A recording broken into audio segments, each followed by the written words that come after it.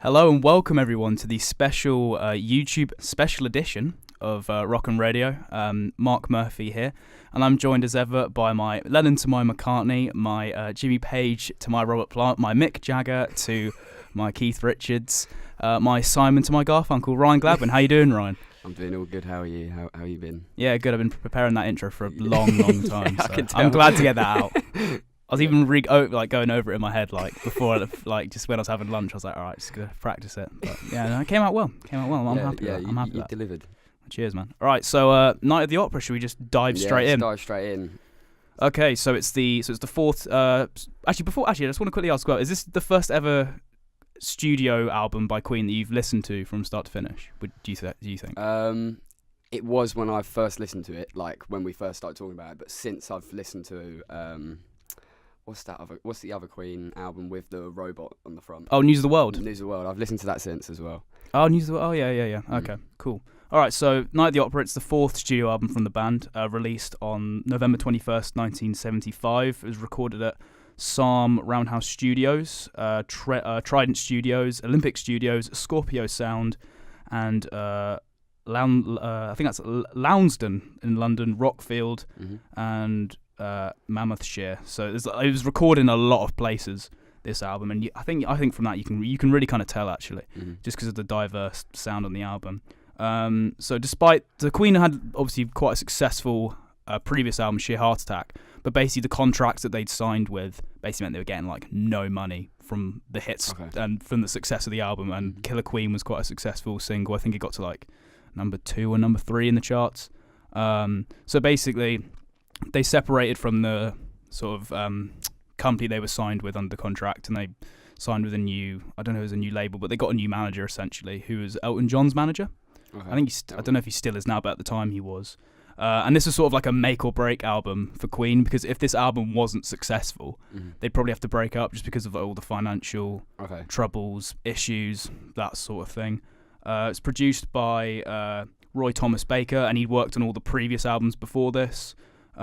He would then go on to do, I think he wouldn't produce any more Queen albums until Jazz in 1978, so they sort of tried out some more producers, but he came back for Jazz. And actually, fun fact, for the time, it was the most expensive album to ever be made.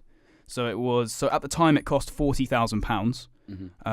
So in a 2019 sort of situation, that would be looking at around £329,000 roughly. But for what are they spending so much money on? Just I guess to make the album. Yeah, just all the effects, all the production, tape loops. Because as well, I think it's because the multi-track usage, it used like 24 tapes, whereas like on the previous ones they'd use like 16. So like this is just like an elaborate sort of where they've just multi-tracked nearly everything. That's quite interesting. That's an interesting fact. Yeah, about the album. I think it's one of those albums. It's obviously like Queen are obviously, pardon the pun, under pressure. If you know what I mean.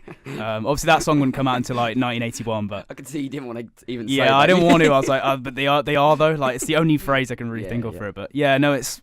I think that's why they went just out as like sort of as elaborate as they did. They've gone all out. That's why they've gone all out, because it's sort of like a make or break thing. So they just sort of threw everything. Yeah. And from a success standpoint, it did very, very well. Like Bohemian Rhapsody was. I didn't realize this, but it was Queen's first number 1 in the UK. For some reason, I thought, but then I was thinking like, obviously it was, because obviously you had like before that there were only other like 2 hit singles, and they didn't get to number 1. So I was just something I'd never really thought through before. You're My Best Friend did quite well as a single, especially in America actually. I think that I don't know if it got to number 1 in America, but it did very, very well. And it was like number 1 in Australia, number 9 in Austria, 2 in Canada, 1 in Holland, 16 in France, 5 in Germany, 9 in Japan, number 1 in New Zealand, number 4 in Norway, number 10 in Sweden, number 1 in the UK, and number 4 in America. So very successful, like top 10s nearly all across the board, really. Yeah, it was make or break, and they made it. Yeah, and I think as well, I haven't got it written down, but it's on a lot of sort of rock magazine polls, that sort of thing. It was up there as being one of the best albums like ever made. So it's critically very well received. Do you want to go? Do you want to sort of? Are you going to save your opinions for the end, or do you want to give a quick overview now? I think the main thing that I should say now is when I first listened to this, the first 2 spins I gave this, I really didn't click with it at all. Do you not? But then, I was talking to someone about the album, not Mark, just to clarify. No, we never do that. Yeah. We always save our thoughts Yeah, for the show. this is the first time we've properly spoken about the album. But yeah, so I was speaking to someone about it, and they were like, "Oh, what's the next album you review?" And I said, "Night at the Opera," and I realised the title of the album, Night at the Opera, right? Yeah. And I think it's key to liking this album is the title. I kind of vision when I'm listening to this album as it being a big opera. Like each track is like is the next part of an opera and stuff like that. And once I got that round my head, I clicked with it a lot more. Yeah. I started to enjoy listening to it a lot more. All right, so should we just go straight into the first track, Death on Two Legs, dedicated to, and then an ellipsis. So what do you think of the track? This is my second favourite track on the album. Oh, really? Cool. I love this album, this song.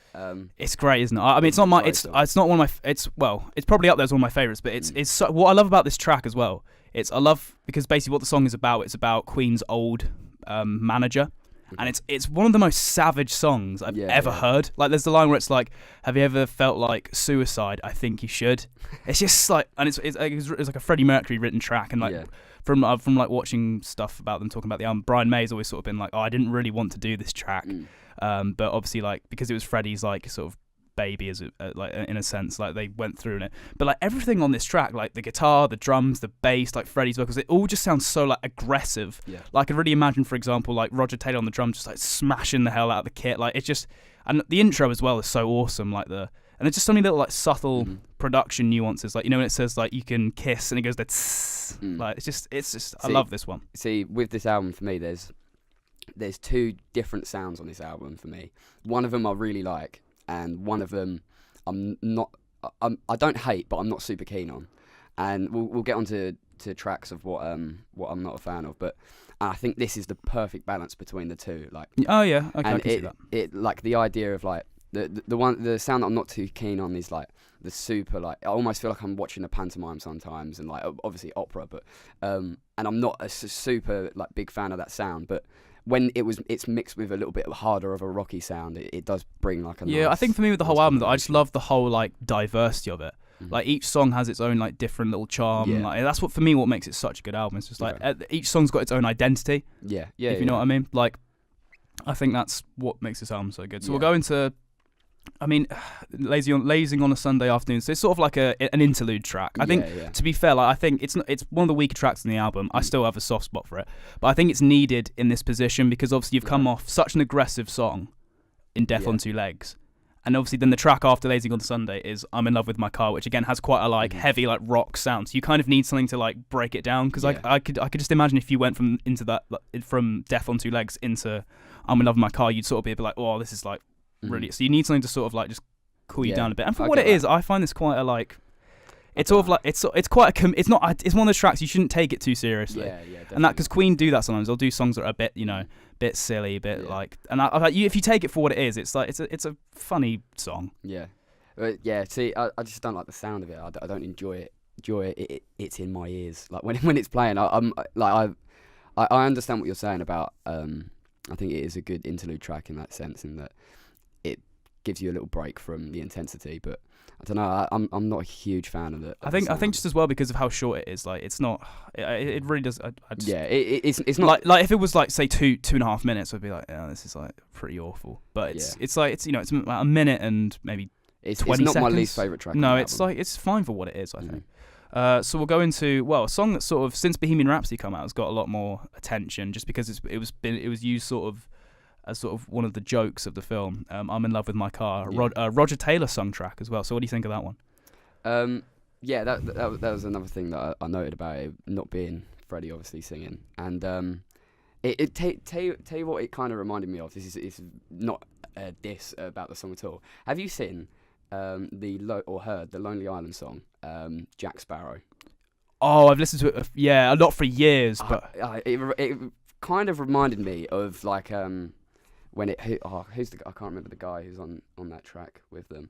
It reminds me like his voice reminds me of that. Anyway, Yeah, it's quite a joke song. Yeah, it's the thing is, what's quite funny as well, because Roger Taylor always says, "Oh, it's about a friend that he knew," and Brian May sort of thing is like, I feel like Roger wrote it about himself, but he doesn't want to admit it. But there's quite a lot to this song, like in terms of background. Yeah. So like, yeah, I mean, what I find funny about this song as well is like, it kind of reminds me of. I mean, I feel like I'm going to say this, and you're going to be like, "No, that's not true," but we all have that one mate who likes cars a bit too much. Okay. Do you know what I mean? Yeah, yeah. And that's why I kind of like this song. I'm like, you can just imagine like. Yeah.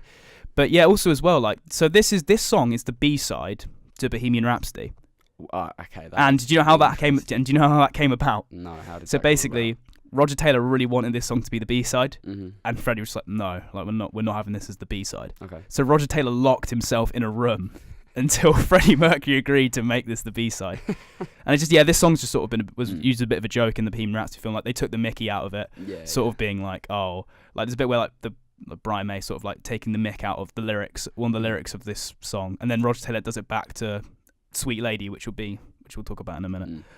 So yeah, it's a bit, and it's referenced to a few times in the film as like a joke. So it's I think we should reference the film because obviously Mark's a big Queen fan. Are you a fan of the film? Do you think it? Yeah, it's like it's not the best film ever made. Like it's not like in my top 10 films of all time, but it's and there's there's quite a few like historical inaccuracies. But at the same, I mean my whole thing is sort of just like if you want to know the history of Queen, watch a documentary. I'd recommend These Are the Days of Our Lives. That's a really good Queen documentary because that's like a really long one. So just taking the film like it is what it is. Yeah, and it's not it's not too ridiculous in terms of the fictional stuff. At least in my opinion. I mean, maybe there are some people who would disagree, but I think it's good for what it is. And the acting of the cast of the band are really good. So as a quick sort of review of that, it's a good film. I'd recommend you watch it. I still haven't watched it. It's something I've been meaning to get my way around to. But next track, Best Friend. Well, You're My Best Friend. Yeah, You're My Best Friend. I think this is a controversial opinion, but I think this is in my bottom 3. Really? On this album. I've always had a lot of time for this song. It's sort of a really, it's not, in terms of sort of like the context of the album, it's nothing groundbreaking. Mm-hmm. But I think it's a really nice song just about John Deacon. It's written by John Deacon actually, the bassist, who he's actually written a lot of hit songs for Queen. Like that's what's one of the things that's so good about Queen is like all 4 of them are very talented songwriters. Like only John Deacon really can't sing. Well, he never really tried. Yeah. But yeah, I think this is only the second song that he contributed towards Queen at this point, and it was a hit, which I think is very impressive. Like he actually wrote a song and they were like, yeah, we'll put this as a single, and like it did very well. Like especially in America, it did well here as well, but it's used a lot on like American TV. I think for what it is, it's a really nice, sweet song. It's for me, I think it's too cheesy. I don't know. I'm just not. I remember the first few times I heard, I wasn't offended. I'm not offended by the song. It's not bad. It's not that bad. I'm just saying it's just like I don't know. I just think with the instrumentation, it's sort of for me it takes out a lot of the cheese for me. Mm-hmm. Like I understand obviously the lyrics are a bit cheesy, but like, I think when you add like obviously you got like the fills are really good on this from a drum perspective, and like the guitar, there's some great guitar riffs right on pretty much nearly every track. There's some great Brian May guitar riffs. So that's what I think the strength of this album is just not even just talking about guitars, just the general instrumentation side of this album is incredible. I think that's what helps bring this song up to be one of the just a very successful song. Okay. So I think on its own it wouldn't be, but because of So I really enjoy this one. I think what so. I've already said one, like my second favourite track on the album, and I think my first favourite's pretty obvious, but I think my third is a bit controversial, and we'll get onto that in a second. But okay, so so we'll get on to 39. What do you think of 39? Tell you who I was thinking of when I was listening to this song. Who? It's Tom Petty. I feel like it wouldn't go if you put that on Full Moon Fever and like took out Zombie Zoo. I don't think it'd be I think it'd be less out of place than Zombie Zoo was. Perhaps, yeah. This is like a very, like, in my opinion, like a very folky inspired song. And this is Brian May on vocals for this track. And this is the thing as well with Queen, like, it's just unfortunate for Brian and Roger that Freddie Mercury's like probably the best singer of all time. Yeah. Because like they're both got their own, and the thing as well, what as well makes Queen so good is because obviously Freddie Mercury's got like a very like naturally good voice and it's got like a great range. Roger Taylor can hit loads of really good high notes. Brian May's voice is sort of quite soft and like that sort of thing. So when they harmonize together like on tracks, like on 39 for example, it works so well because it's got each main pitch, and it just like on 39 it works so well. I just really like the story on 39 What's the story? Well, as in from the actual song tells anyway, because it's basically because Brian May's a big like astrophysics sort of guy. Like he studied at a uni before he dropped out, and then like about maybe 15 years ago he actually went back and like got his PhD. Okay. So, but yeah, it's basically just like these. So the story. I mean, when I was younger, I always thought it was because it talks about going on a ship. So I thought it meant like and they go on like a boat. Yeah. Because it's like in the year 39, like they wouldn't have rocket ships, Yeah, so it's like a boat. But it's actually about a spaceship. Okay. So they travel like across the Milky Seas. Again, I thought it meant like an actual sea. Yeah. So I always thought it was about a boat until I was like, I don't know. I reckon maybe they are using like a rocket ship as almost like obviously the Milky Sea. Yeah. Did you say? And I suppose that's a reference to the Milky Way and stuff like Yeah. that. So it is obviously I assume comparing. Yeah, it's one of those things. And then they travel, and then like when they come back, like 100 years have passed. It doesn't feel like it. And as well, when I'm looking into this song in particular, it was basically because of the reason why that would happen, why it would be 100 years, is because of the dilation effect in Einstein's special theory of relativity. Apparently, have you seen Interstellar? I have. I thought it was the most overrated film ever. Wow. Okay. It was just very pretentious, I thought. But No, I like. How can you not cry? I'm not gonna. We can't. No spoilers. But at the end, there is a scene, and you know the scene. That is one of the most upsetting scenes I've that ever bit I watched. sort of like, oh okay, but like just as a whole, I just found it really boring. That's fair enough. But I'd have to maybe watch it again. But yeah. So what did you? Yeah. So what do you? So overall, in terms of 39, where would you? Would you say it's near the top half of the album, near the bottom half? What's your overall thoughts on it? Like middle, like top middle for me. Fair. I think as well. Another reason why I love this song so much because I remember one of my early memories of Queen was like my mum being like, "Oh yeah, it was a CD of A Night at the Opera," and she was like, "Oh yeah, this is the first like vinyl record that I ever got." Obviously, it's not this, but actually, she ended up giving me her first ever like vinyl record, which was this album. I haven't spun it because I'm too scared to, but Yeah. But I remember this was one of the songs she put on, being like, "Oh yeah, this is by Brian May." Like he's like, "This isn't Freddie Mercury singing. This is like Brian May," and I was like, "Oh yeah." So I think that's another reason why I like this one a lot. Next track, I haven't got the full track name written down. Oh, Sweet Lady. Is it okay? Yeah. I really like this song. Do you? Something about it. I don't know. It's not my top three. But No. I don't know. I think this going back to the style that I was saying. I prefer the bit more. Rocky, Yeah, it is hard. one of those songs that I think it's similar to You're My Best Friend in the sense of like the lyrics are nothing like great. Mm-hmm. If anything, it might be weaker than You're My Best Friend lyrically. Yeah.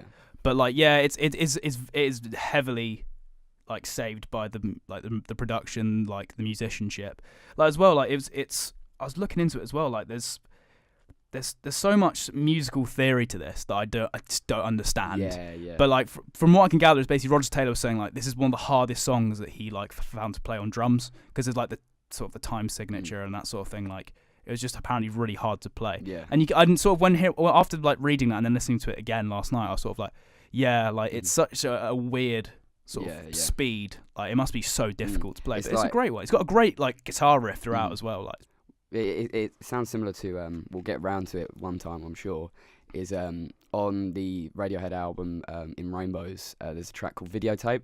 I don't know if you've ever really looked into that, but there's another like music theory reason why that's their hardest song they've ever played. Yeah, In Rainbows is actually the next Radiohead album I'm planning to listen to at some point because I'm sort of going through that in somewhat of an order. But Videotape's my favourite track on that album, so make sure you keep your eye out for that one. Yeah, no, we'll do. So next we get on to Seaside Rendezvous. No, I can imagine. I feel like I have an idea now of what you think of this song, but I'll let you. Least favourite track on the album.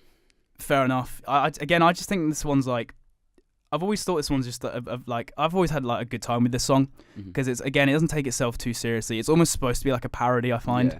But just like again from reading into it, like it's sort of the sounds that they get from like sort of Freddie Mercury and Roger Taylor like mimicking different instruments, and then they've managed to get like like the kazoo sort of sound. It's all them just sort of like, and like there's just the overall like how they got all the different sounds. It's just from doing like things like tapping tables and like it sounded. I could just imagine like it'd be quite a fun song to put together. And again, it's like 2 minutes. Yeah, no, see that's the thing. I think as much as I'm not a fan of it, I respect what it is in the album. Like it is what it like I said earlier. Like as much as I'm not a huge fan of, like I'm never gonna just be chilling on my own and be like, you know what song I want to put on? I want to put Seaside on. Like, I'm never gonna put this song on. But in terms of the album, I respect what it is, kind of thing. Yeah, I think Queen. One thing that Queen have done quite well on this album is like the songs that they know aren't as strong. They're like, well, we're not going to overdo it. Yeah. If they'd done a Scouting for Girls and made this a 4-minute track, Oh,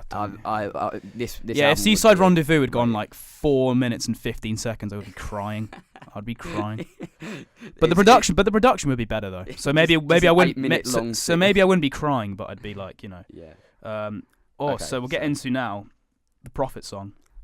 my third favourite track on the album. Third rate. Yeah, it's one of those ones like just as I've listened to Queen, like this one just grows on me Mm. all the time. Like it's just, I think from a production standpoint, it's this or another track that just like it's just unbelievable. It's such an experience to listen to. It's an experience that it's like I said around the 6-minute mark where it like the breakdown starts. It's like that. It's one of the most satisfying things when I first heard it. Yeah, what I love, my favorite section of the song is literally it's just the parts where like it's just Freddie Mercury's vocals and they're just bouncing around and it's like you know like people and then it's literally like a 2-minute section of just Freddie Mercury's voice like playing off each other and it's just unbelievable and like every time I listen to it just blows me away. It's one of those songs that I wish I could hear for the first time again.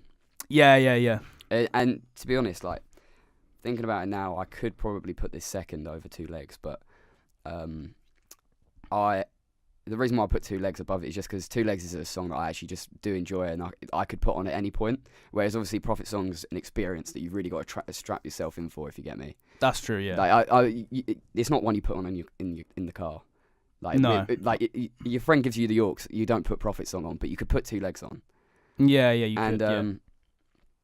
Yeah, but purely for that reason, I think I put Two Legs above it. But I really do enjoy Prophet. Yeah, it's actually so the song came about sort of because apparently it was while Brian May was recovering from illness for the Sheer Heart Attack album. He basically had like a dream about like a great flood, and then that's why the song ends up sort of having a few sort of biblical Noah's Ark sort of references thrown throughout. Okay.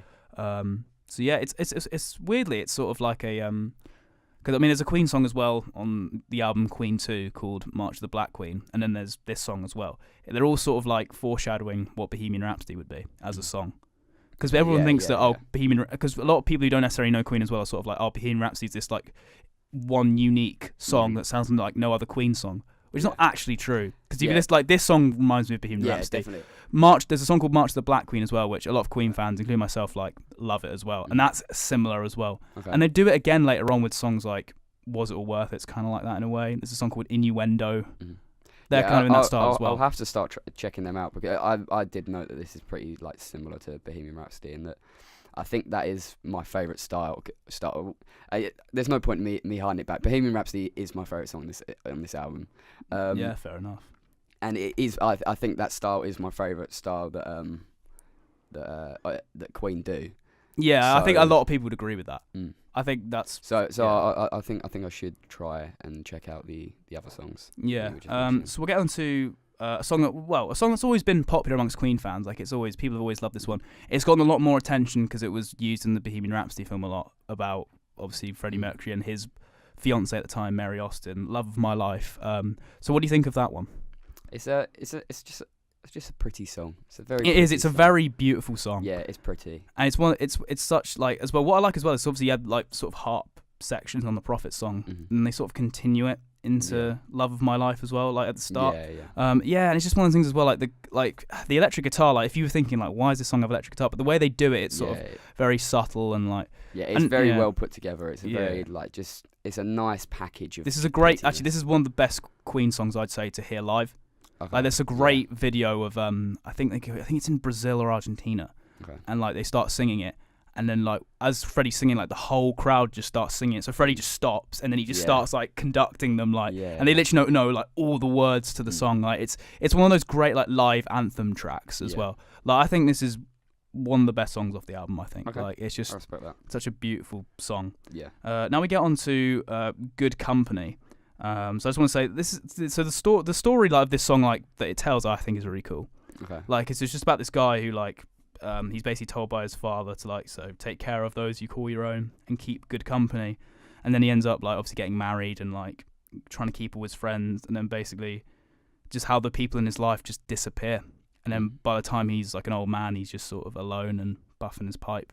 And Yeah. it's quite it's one of those songs like from the sound when you hear it doesn't sound sad Doesn't at all. sound like that at all. But yeah, this is another Brian May Strange. lead vocal one. Okay. So what do you think of this one? So this is another one of that like other style that's on this album that I'm not a huge fan of, right? But this is my favourite of that style. Yeah, it's not one bad. of those songs like whenever I listen to it on Night at the Opera, it took me quite a while to get into. I never like disliked it, Yeah. but only in sort of maybe the last 6 months, Yeah. I've really like gotten to grips with this one. I'm like, oh, okay, I really get what this is about. Yeah, I think it really works.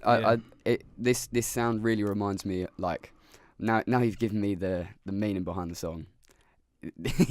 I'm definitely visioning the wrong thing, but it really puts me on like a beach in like an old movie, and like everyone's in like striped swimsuits and stuff like that, and people are like the 70s or 60s and something, and like people got ice creams with them, and it really puts me into that place. But now you've told me the meaning behind the song, I'm in the wrong place while listening to the song. What's interesting though actually as well is like one of the main instruments on the song. It's I remember speaking to my parents about this because when I found out, I asked them like, oh, what instrument do you think is used on this particular track? And like one of them was like, oh, a banjo, and the other one was like, oh no, it's a ukulele. And I was like, actually, it's a banjolele. It's genuinely that's what it's called. Banjolele. Yeah. It's Okay. so that's I think I'm pretty sure it's Brian May on that. But yeah, I just found that interesting how they. Brian May on the banjolele. Yeah, very talented string musician, Brian May. Like I think I've got to mention as well, like he on the Prophet song and Love of My Life, like he does the harp stuff. Yeah. Like he sort of taught himself some harp chords for those songs, which is pretty impressive to be fair. that is That very he's just done that. Yeah. Because when I can't remember who it was, but someone was like, "Oh, so you learnt the harp for this, for like that song and for like these songs?" He was like, "Not really." I was like, "Well, you did a bit, mate. Yeah, like, don't yeah. be so humble about See, it." Like, this like on the walk to this show, we were talking about like Muse, for example, and just there are certain artists out there that are just true musicians, and in that sense, that he can just teach himself how to. I'd say all of the Queen members are like that. Yeah, that's what I'm They saying. can all like even like apparently Freddie Mercury is actually quite a decent guitarist. Mm-hmm. But again, obviously when you're put like next to Brian May, Yeah, you look yeah. a bit amateur. Yeah, And it's the same thing with like Roger Taylor and Brian May in terms of vocals. Like they're great vocalists, Mhm. but you're next to Freddie Mercury, Yeah. sort of like It's like the Ronaldo and Messi of the music world. where- yes, essentially, yeah. Like Ronaldo is so unlucky to be in the same era as Messi. Well, it's arguable, but like Yeah, I feel like a lot of he'll people never Yeah. be the best. I feel like the comment section may end up getting hijacked by Ronaldo fans. Yeah. Be like, oh, how can you say that? Ronaldo's the best. Yeah, you know what I mean. I mean, if you are in the comment section saying that, you're wrong.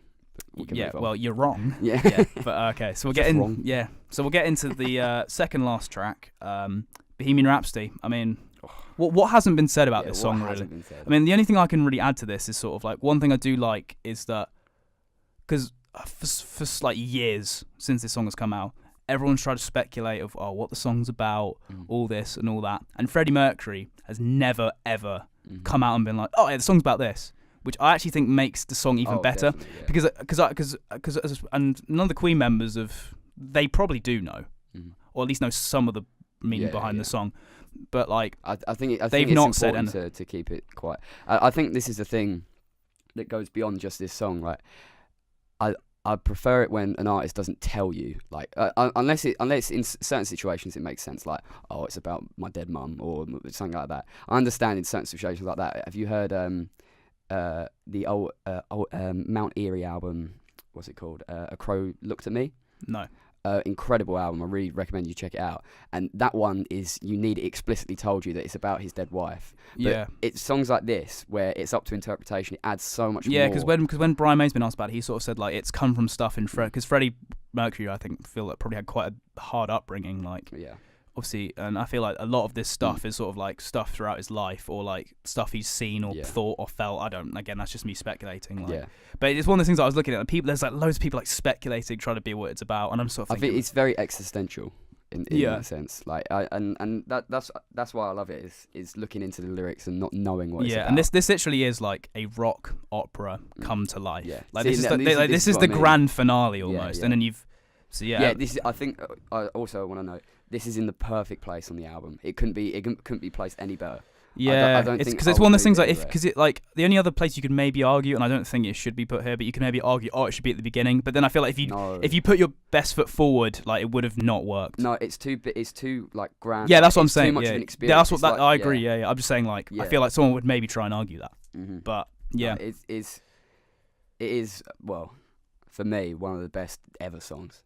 Yeah, it's songs ever. thing because there are some people who sort of say I've like who was it? I think it was it was Connor actually, our mate Connor on and he's because he doesn't really like much of Queen at all, which you know that I've tried to convince him, but you know, and he's tried to convince me a bit about Blur. I think we're just not going to budge on either of those. But he sort of says, "Oh, Bohemian Rhapsody is like a nonsense song." And I just think that's think that's not right.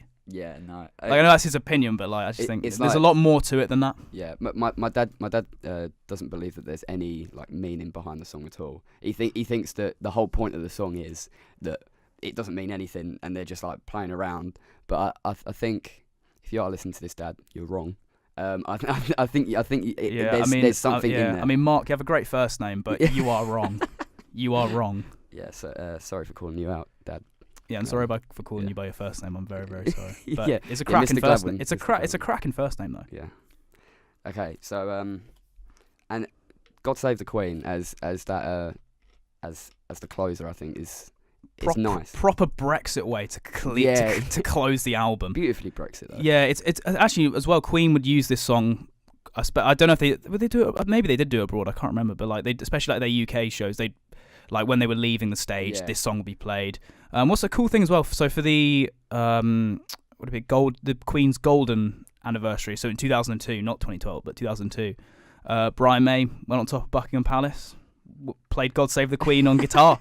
Like it was really cool. Jokes. It's really cool actually. I'd recommend watching it. Like he's on top of Buckingham Palace, just bangs it out. Like it's a nice way. Like again, this wouldn't work on any other part of the album. It has to close. Yeah, definitely. And that's why these two like go hand in hand really. Like. Yeah, I you saying about that is there are only a select few bands and just artists, to be honest, in the world that have ever existed that have like iconic moments like that. Like going on top of, and I didn't even know about that, but that is an iconic image. Like anyone going on top of Buckingham Palace and playing "God Save the Queen," let alone a member of Queen. Yeah, I just think as well. Yeah, I think just to conclude with the album, I think this album perfectly personifies why Queen are one of my favourite all-time artists. Is this your favourite Queen album? Yeah, I would say so. I would definitely say so. Like, it's such an experience. Like, there's so much variety. There's so much like great songwriting, great production. Like everything about this album to me is just like 10 on 10 in a sense. Okay. I have an overall rating. I wouldn't. Are you about to give it a 10 out of 10? I'm not going to give it 10 out of 10. But it's close. It's like to me, it's just like it's just the perfect album, really. Is this your favourite album? Of all time?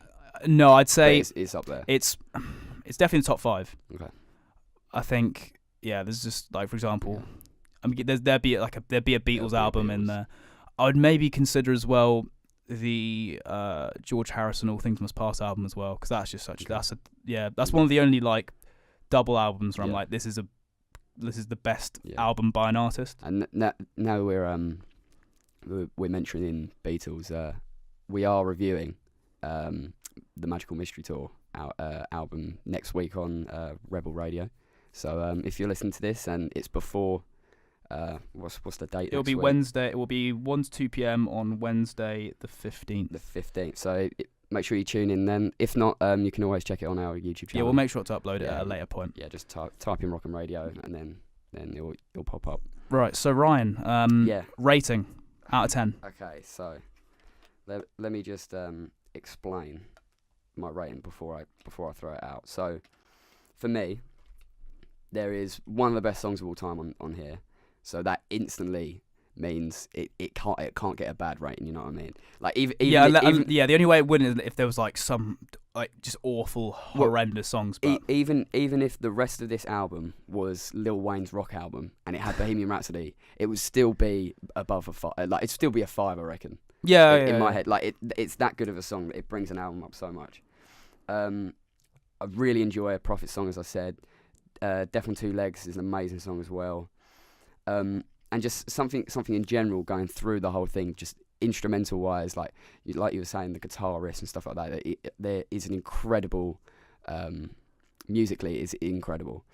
I haven't entirely clicked with the lyrics, but you explaining some some of the Yeah, and meaning behind it. even not I not think knowing. that's maybe me. I think that's maybe Yeah, me. and not even knowing some of the background, some of the songs, but some of the stories that the songs tell. Like it's just it's just Mhm. they're just very. But since well you told. explained it to me, I think that is something that I'll start to embrace more and enjoy more. I think that's more my fault than the album's fault, if you get me. Yeah. Yeah, I wrote here, I'm in love with my car, instrumentally amazing, but not in love with the lyrics, pardon the pun. Yeah, fair enough. It's I just again I think it's a bit of a laugh, and I can just again it just reminds me of like we all, as I said, we all have that one mate who loves cars a bit too much. Yeah. Now you've mentioned that, I've got a few people in my head that I'm glad you said that, because I was worried you're gonna be like, oh, I don't really know anyone like that. No, not that I was like best mates with them, but there's always no. those We all know people- someone though, everyone knows someone who's too in love with their car, or and- just cars in general. yeah. Like sometimes when we're in the car with my brother, it's my dad as well. To be fair, I'm calling out my dad a lot in this episode, and like we'll just be driving through London, like my brother will be like, oh, look at that car over there. So now you're saying that, Ellis and my dad and a couple other people I know are in my head, but yeah. So I think a key to this album is it has a clear identity. It knows what it is. And for that reason, I've given it an 8 out of 10. Okay. As I said, one of my all-time favourite albums, so I'm going to go and give it a 9.5. 9.5. Okay, yeah. You didn't want to give it that 10. No, I don't think there's any real album that would get a 10. Okay. Because albums as a whole are just made by people. Yeah, who are like, flawed. Yeah, exactly. So I think it's almost impossible. Okay. Again, like maybe that'll change. Maybe I'll hear, I don't know, something. Maybe I'll hear the Lil Wayne rock album and I'll have this like connection. But or the next Scouting for Girls album. That's what it is. Yeah, maybe. Yeah, the only for way is sure. up for Scouting for Girls, in my opinion. But yeah. Okay, so you said 9.5. I said 8 out of 10. Two respectable scores, I think. Is that the highest rated album that we've reviewed? Like combined? Oh no, OK Computer. Yeah, because we both gave 9s, didn't we? Oh, yeah. So it's 0.5 behind that. Or no, Because I gave it an 8. You gave it a 9.5. And I probably averaged to about the same, wouldn't to put a 9 as well, wouldn't it? Probably. I don't know. Right. We're showing how bad our maths are right here. Yeah. Or one of our maths is bad. I'm assuming it's probably me at this point. I mean, my maths is pretty terrible as well. Yeah. I got a C at GCSE, but like that was just. I got a B. I did all right. Yeah, you should be doing better than me, mate. Come Yeah, on, yeah. up your game, son. No, to be fair, my strength was the calculator paper. So I need the machines to do the work for you, mate. yeah. Disgraceful. I'm all about that. But yeah, so thanks for listening, guys. Make sure you check out the rest of the stuff on our channel, because this is only going to be on YouTube. It's been a bit of an adventure even getting here, to be honest. This episode was meant to happen like 2 weeks ago, pretty much. Yeah. And we've been turning up to studios, being like, can we record? They've been like, no. So we managed to book out a little hour to record this. So it's a nice studio as well. I'd like to do more stuff in here. yeah, I wouldn't. I feel like it could give us an excuse to like review more albums. Yeah. Do more YouTube exclusive episodes. Mhm. Obviously not consistently, but maybe Yeah. maybe like once a month, once every 2 And months. I think something like that. it suits the style of this type of album where there's a lot of depth. Yeah, I feel like we couldn't do this to the Scouting for Girls album. No. I feel like, for example, if I think loads of double albums would work as well for this one, because we've got more time. Okay, and we could even try expanding genres, going and listening to a classic Bob Marley album or something like that. Yeah, we could like do like more outside of the rock It'd be interesting to look at. genre. Yeah. Okay. All right, thanks for watching, guys.